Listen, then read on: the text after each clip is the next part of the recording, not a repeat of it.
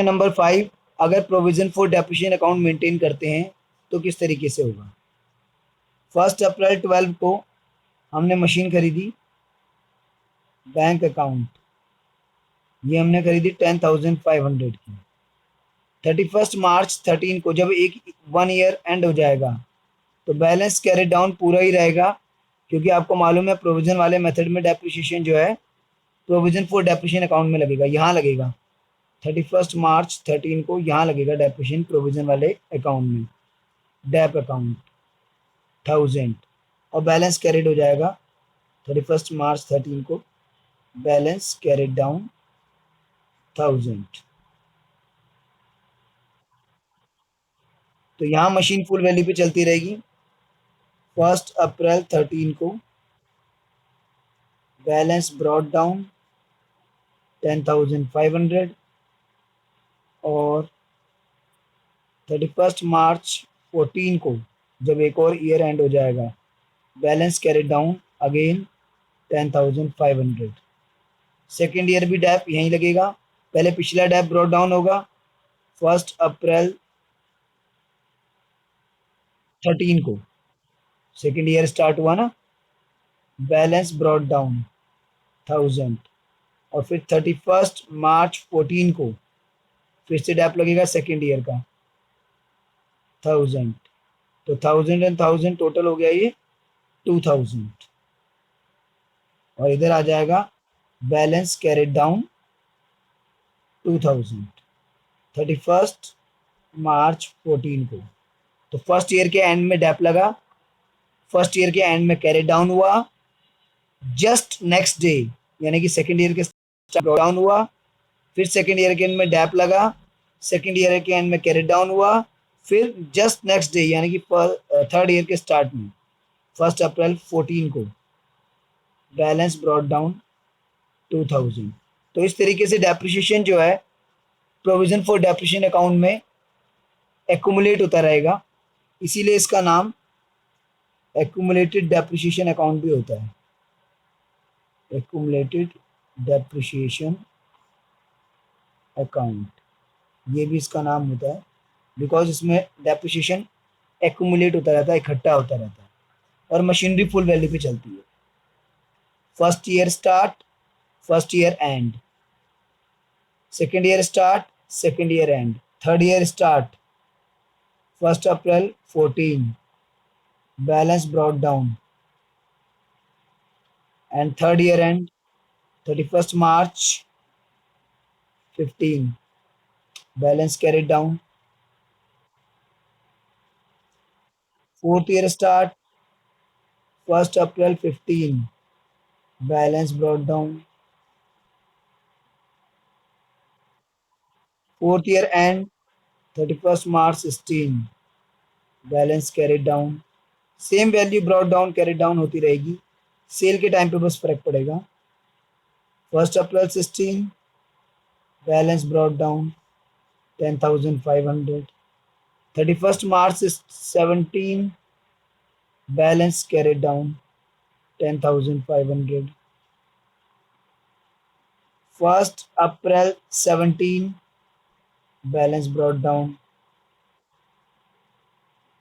31 मार्च 18 balance carried down,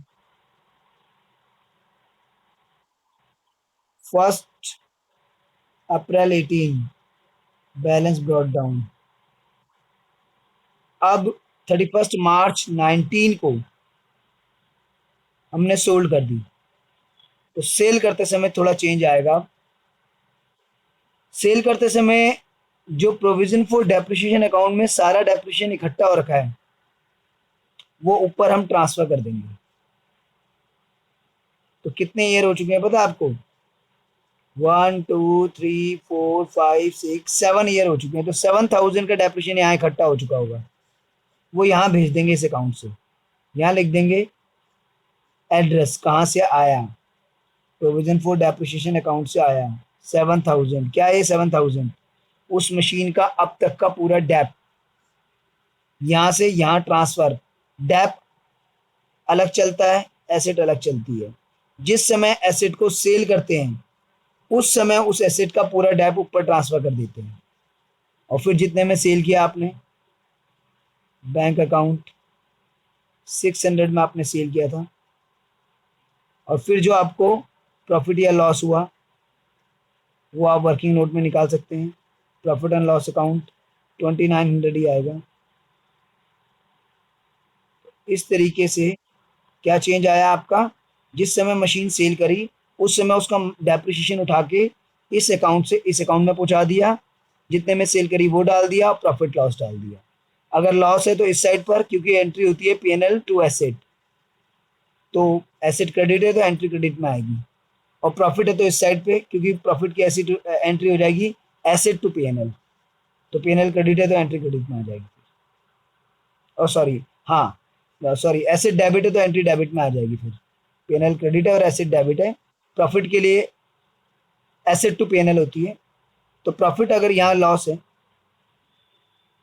अगर profit है इस साइड पर, लॉस है इस साइड पे, क्यों? क्योंकि लॉस है तो PNL account debit to asset, asset credit है एंट्री क्रेडिट में। और अगर प्रॉफिट है तो एसेट टू पीएनएल, तो एसेट डेबिट है तो एंट्री डेबिट में। वो भी प्रॉफिट वाला हम डिस्कस कर लेंगे अभी जिस क्वेश्चन में आएगा। फिलहाल मेन पॉइंट ये है कि जब एसेट सोल्ड करेंगे तो उसकी जो अब तक का डेप होगा वो ऊपर ट्रांसफर हो जाएगा, और जितने में सोल्ड करेंगे वो, और जो प्रॉफिट और लॉस है वो।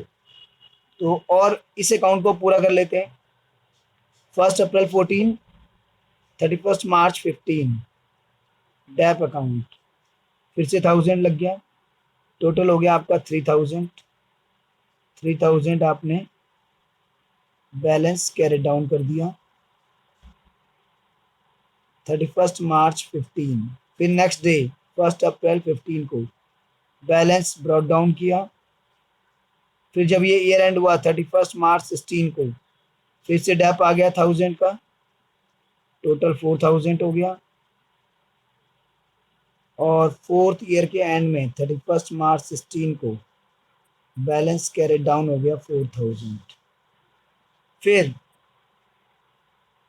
1 अप्रैल 16 को बैलेंस ब्रॉट डाउन हो गया आपका 4000। फिर 31 मार्च 17 को एक और ईयर कंप्लीट हो गया 1000, टोटल हो गया आपका 5000, बैलेंस कैरेड डाउन 31 मार्च 17। 1 अप्रैल 17 को बैलेंस ब्रॉट डाउन 5000, और 31 मार्च 18 को ये ईयर भी कंप्लीट हो गया।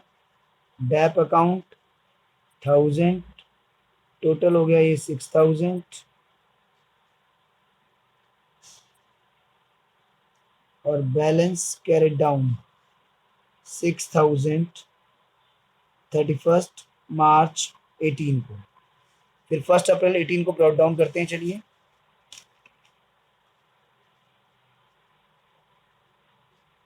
1 अप्रैल 18 को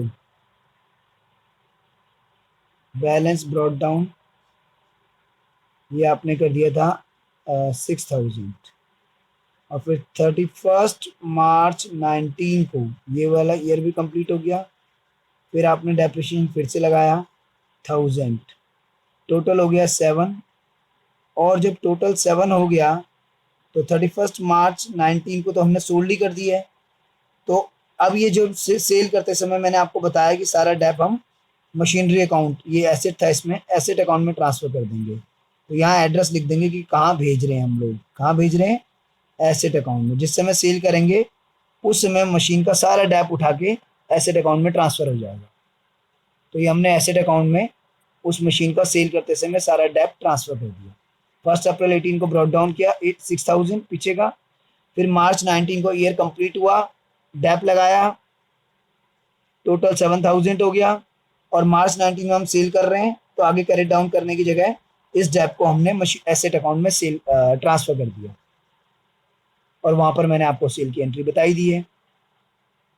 जनरल एंट्रीज आपको पता ही है, इसमें वही है। जब मशीन खरीदेंगे, मशीनरी टू बैंक, जब डेप लगाएंगे तो dep depreciation account debit to provision for depreciation account और P&L टू डेप्रिशिएशन, ये एवरी ईयर होगी। सेल करते समय उस मशीन का सारा डेप आप ऊपर भेजोगे तो एंट्री बनेगी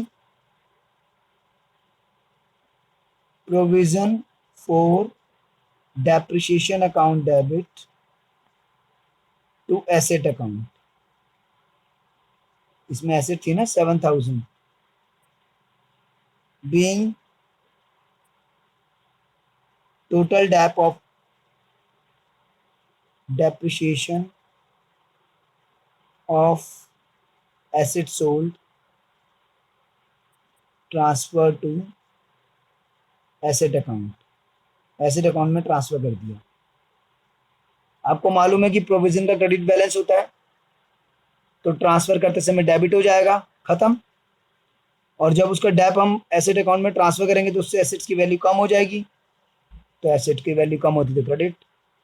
इसके बाद जब हम बेचेंगे तो वही एंट्री जो मैंने पहले करवाई थी, bank account debit, P&L account debit to asset account. आपने 600 में बेचा, 2900 का लॉस इनकर किया, 3500 being machinery sold at loss, asset sold at loss. तो ये इस केस में जनरल एंट्रीज हैं भाई।